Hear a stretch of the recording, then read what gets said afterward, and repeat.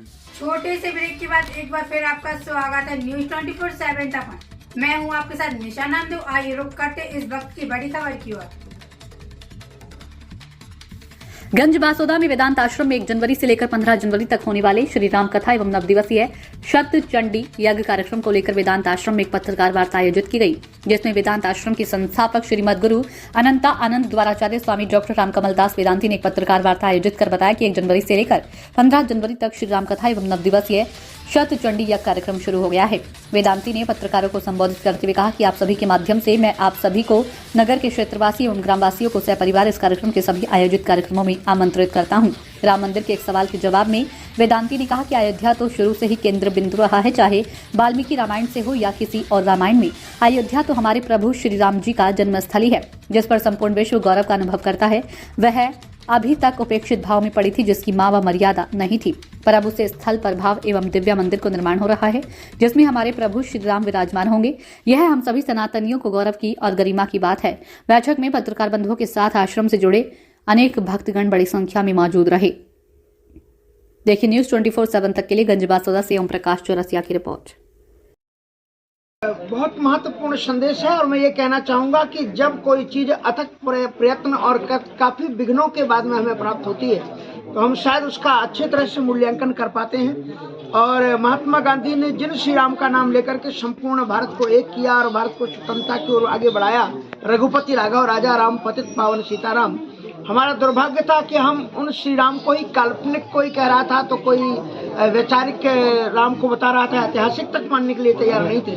और ऐसी परिस्थितियों में हमारे माननीय सुप्रीम कोर्ट के माध्यम से जो जजमेंट मिला और भव्यतम दिव्यतम मंदिर बनकर के तैयार हो रहा है और उसमें उसके आंदोलन में मुझे भी सौभाग्य से कई बार भाग लेने का अवसर मिला है।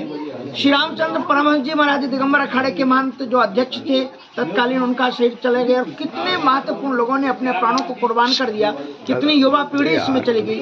और इन तमाम बलिदानों के बाद में हमें जो भव्यतम दिव्यतम रामलला की स्थापना जो हो रही है, यह संपूर्ण सनातनावलंबियों को, संपूर्ण विश्व के सनातनावलंबियों को बड़े गौरव की बात है। और हम भगवान से प्रार्थना करेंगे कि यह गौरव हमारा और निरंतर अग्रसर हो, क्योंकि विश्व हिंदू परिषद में मैं हूँ उच्चाधिकारी समिति के रूप में और हमने बराबर एक नारा लगाया है, तो ये तो केवल झांकी है लेकिन काशी मथुरा बाकी है। इसलिए अब ये झांकी हो गई, अब हम आगे के पड़ाव की ओर अपनी दृष्टि करेंगे और अब हम आगे बढ़ेंगे काशी विश्वनाथ जी की तरफ। और उसके भी साक्ष्य की जरूरत नहीं है, क्योंकि सबसे ज्यादा कठिन राम जन्मभूमि का मामला था, क्योंकि उनको ऊपर से कोई साक्ष्य प्राप्त नहीं था और उत्खनन करना पड़ा, तब कई चीजें हमें मिली और उसके बाद में कई बार हमें कोर्टों के चक्कर काटने पड़े।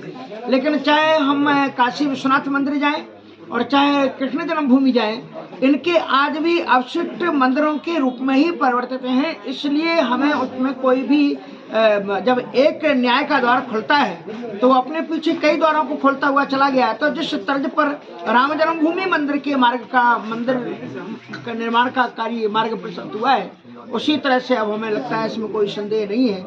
उसी को आधार मानते हुए अन्य अदालतें भी हमारे जो तीर्थ स्थान हैं उनके प्रति न्याय करेंगी और हमें निश्चित रूप से उनके इस वैदुष्यपूर्ण न्याय के माध्यम से कृष्ण जन्मभूमि और फिर काशी विश्वनाथ जी की भी हमें प्राप्ति होगी। और हम वहाँ पर भी उत्साह और शौर्य के साथ हम तो चाहते हैं कि अगले जन्म में हम कृष्ण जन्माष्टमी तक भगवान कृष्ण जी की स्थापना भी करें और शिवरात्रि को भगवान शंकर जी की स्थापना।